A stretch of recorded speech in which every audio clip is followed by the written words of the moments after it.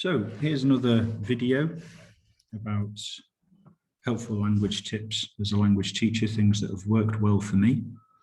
I've just finished a lesson with my Year 11 French, and I wanted to talk through a few tips that have really helped me with a difficult class, and tips and tricks that are just really easy to do, that everyone can do no matter how inexperienced you feel. Now, the first one is having a good starter page for a topic. So this is quite a big resource pack. You can see the incomplete activities are here, but we've got 15 slides of activities, games, kind of Gianfranco Conti-esque language manipulation activities, which are all actually very, very effective. And the more that you use them and the more confident that you get with these sorts of the activities, the more that you can draw out of them. So it's almost as if the depth of the activity increases because you're getting more talented at figuring out ways to adapt, say, one resource and using it in multiple ways. And you also get more adept at figuring out where a class is at, the mood of the class as they come in. So I teach teenage boys. That can be very, very different, certainly depending on the time of day, what day of the week, but also what's going on in the world around them. What's going on in the school community? Is there stuff that's perhaps bothering them, exciting them? Is the school playing a big rugby game at the weekend? That can buoy the whole school community, even if the boys themselves aren't really into rugby. There's an energy which, as a teacher, you can capitalize on. And so this is a great way to get a class going once everyone's settled down. But the first thing that I think is really good is having a starter activity, having something on the board or on the tables as a printout resource that just, in my case, the boys can be getting on with straight away. Now, I don't always get this right. I don't always, sometimes I miss that, and that's on me. And I think that's something I want to really nail down consistently, is great starter activities. Get the boys straight into the lesson, straight into an activity. In this case, it really can be as simple as ça va. So obviously it's a French lesson. Ça va vraiment bien, ça va très bien, ça va bien, ça va pas mal, ça va mal. And certainly the question ça va, great question to start with, because actually it's very, very basic. It's really useful. It's a high frequency sort of phrase. So that's something that, in France or in the French lessons, they'll be using a lot. Parce que, puisque, car, again, you do this every single lesson or every single week, they're going to get lots of practice. And it's going to become perhaps not second nature. We're talking about secondary school language classroom. I don't know how second nature that sort of stuff is going to be without more immersion, but they're certainly going to recognize puisque and car and parce que. They're going to be able to associate that as a connected word. And Lord willing, they're going to be able to use that in their writing and their speaking. Okay, there's going to be, at the very least, more confidence and exposure to, a good variety of language. We've got dans le futur après le lycée. So for this topic, what I've been able to do is incorporate, first of all, kind of sentence starters that will introduce the future tense, but also, as you can see here, a variety of kind of complex future verbs. And that was part of the discussion straight after. We had 2-3 minutes, very short, sharp, just get everyone in the class, everyone settled down, everyone's then engaged in an activity. No one's sitting around waiting. Certainly with teenage boys, that can be a real killer. That can absolutely decapitate your lesson plan from the get-go. So you've got to be on it. Then when everyone was kind of settled after a few minutes, they'd all been doing the ça va sentence builder questioning for, I don't know, a minute, 90 seconds. Then, okay, lads, asseyez-vous, sit down, and we'll just quickly go through what our aims for the lesson are.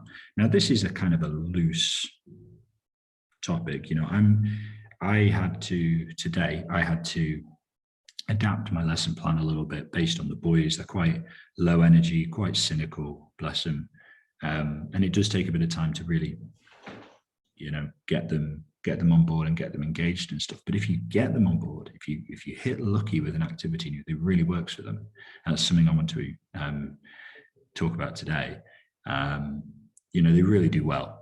So it's kind of the difficulty with teenage boys in particular is the payoff can be massive, but it's a hard grind sometimes to get there. So we sat down for a few 2 minutes, and I just spoke about what our goals are. I find that's really important for every class, but particularly, your 14 to 17-year-old age bracket for teenage lads.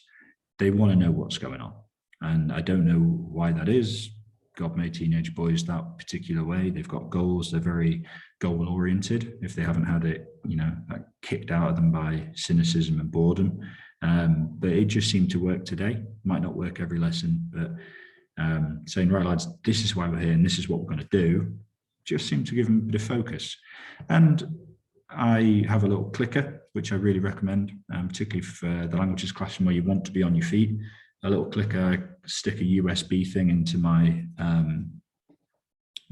computer, and I've got the clicker in my hand, and so I can be at the back of the classroom, and the PowerPoint will kind of move about, and I can control the PowerPoint on the screen, even though I'm away from the laptop. And that's just really helpful for crowd control and just having a presence in the classroom. I don't have to sit at the computer, which can be a killer as well. And then, so after we had this kind of little chat, this is what we're going to do today, I dived straight back into the resource that they were familiar with.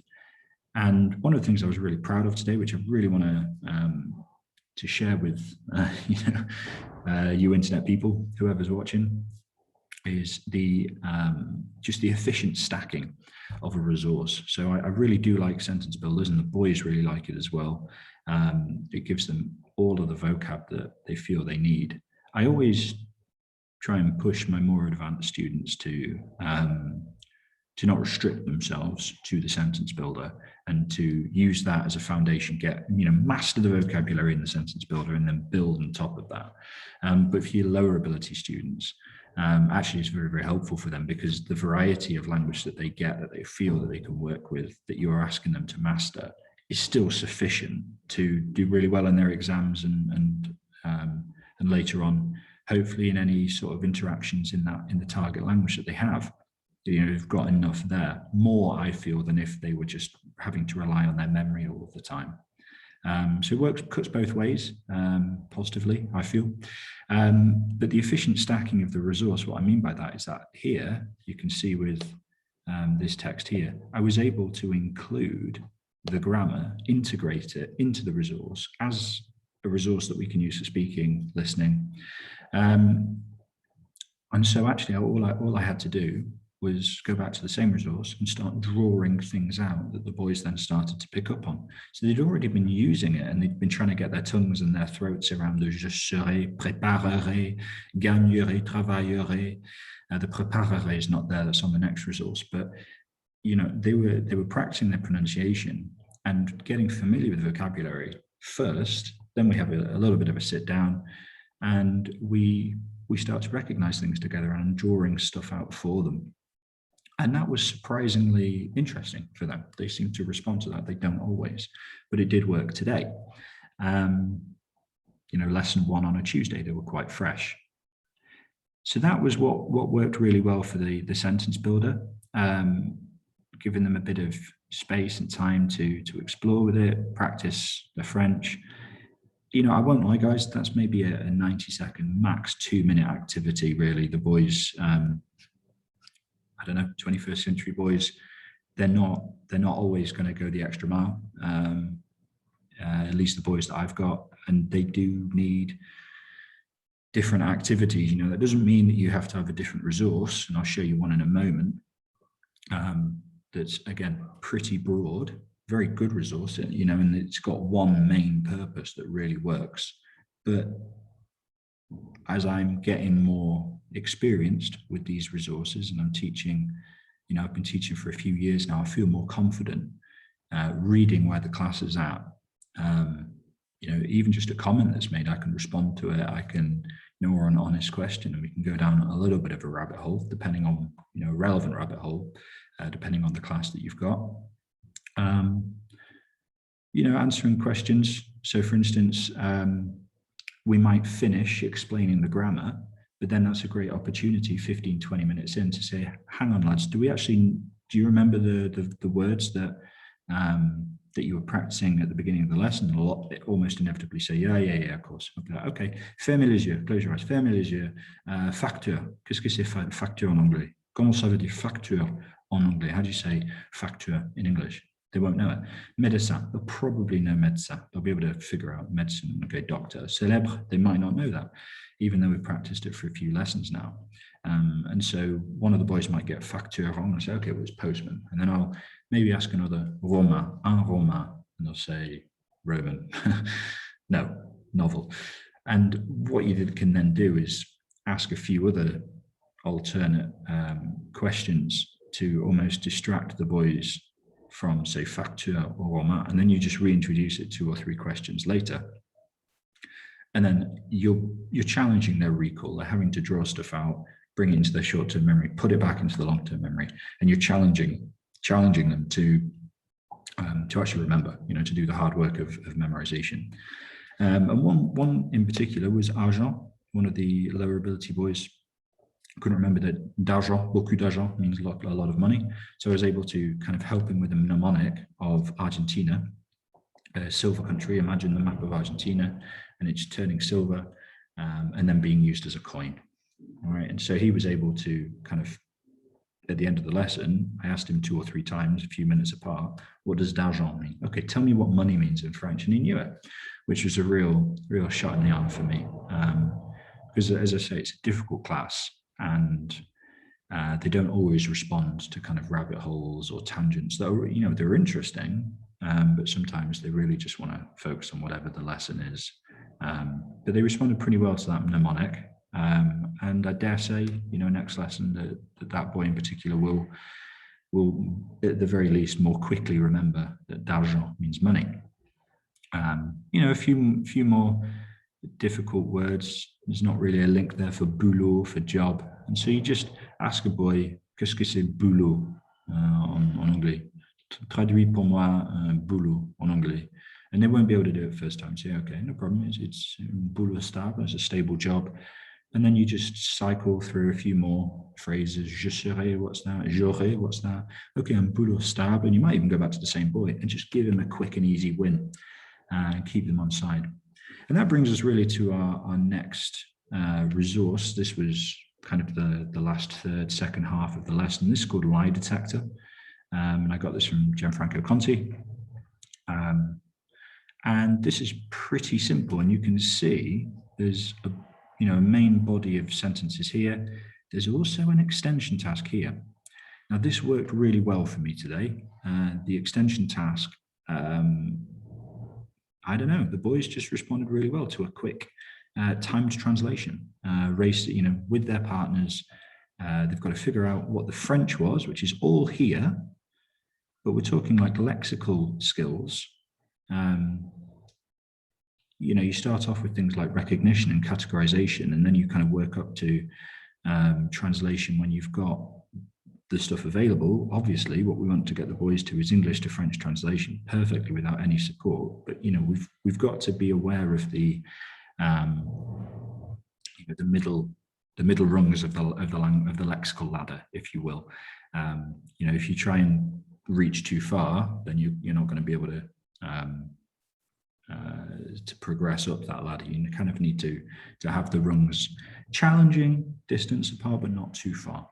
And that just worked for them today. So they started off doing Lie Detector. You've got the instructions here. Just pause the video and make sure that you understand what the game is. But the boys in question, it was a French to French activity. It was mainly just getting the French in front of their eyes, practicing it, repeating it, you know, correcting and improving pronunciation.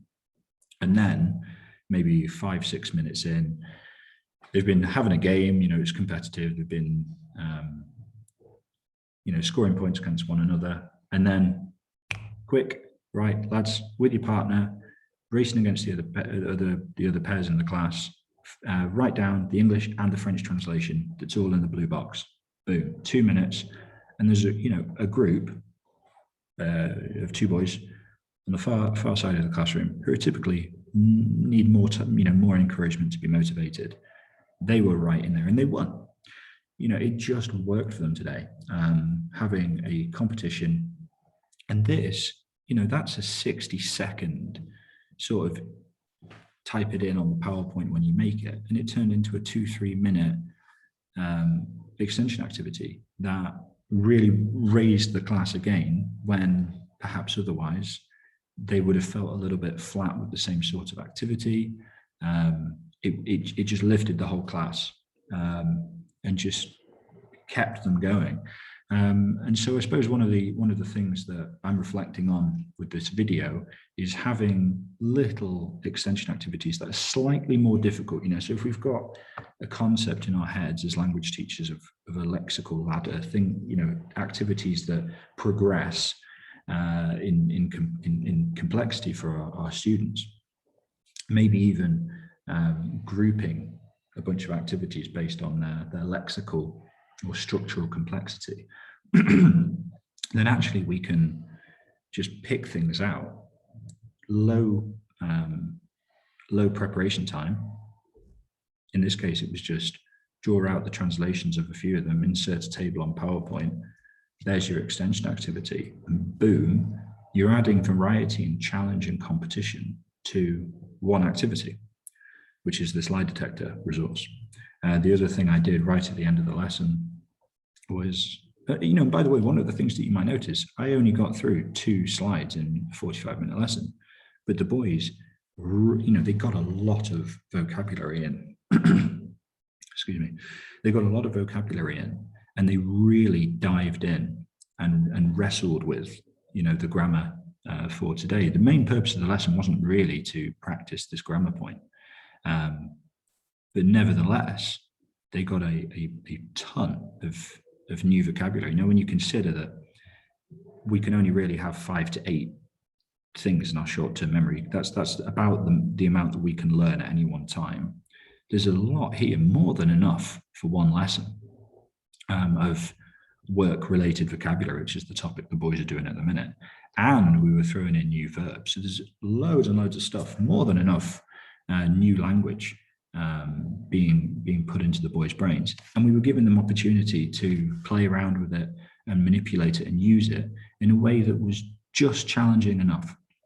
And I think that was something else I reflect on, is the activity selection was good.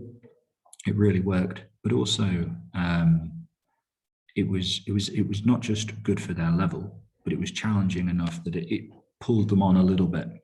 I reflect on Steve Crash and some of his comments about comprehensible input. At the level you're looking at is X plus 1. X is where you are, and X plus 1, it's plus 1. It's just challenging enough. X plus 2 would be too challenging, too stressful, too discouraging, and X plus 1 actually is the appropriate level of challenge. I feel like at the moment the biggest challenge for me is not so much having the activities. I've got a big activity bank now for most of the lessons and the topics that I do. The challenge for me at the moment is that on the go responding to the class as they are that day, and at short notice being able to figure out, okay, well, they've not quite got this yet, so actually I need to press pause on my lesson plan and add something, return to something with a slight spin so it's not monotonous for them. So those are the skills that I'm reflecting on from today's lesson. But I'm just really, really happy to be able to share with you a successful language lesson with one of my more difficult classes, and just little things that I did today that on reflection turned out to be the right choices. Little things like a very simple, low preparation time extension task,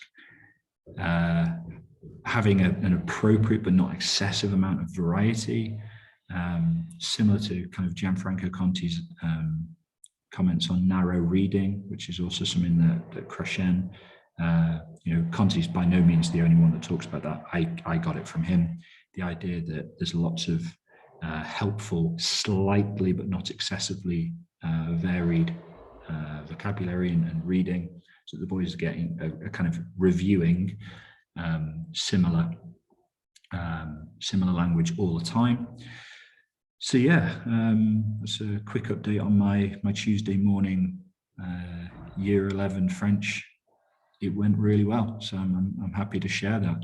If this video hits the big leagues and gets lots of traction, we can always hope and pray for that this video gives language teachers and language learners elsewhere some encouragement and some ideas. So just like, share, subscribe, write some comments below. I'd love to hear your thoughts and your stories. What's going well for you? All right, have a great day.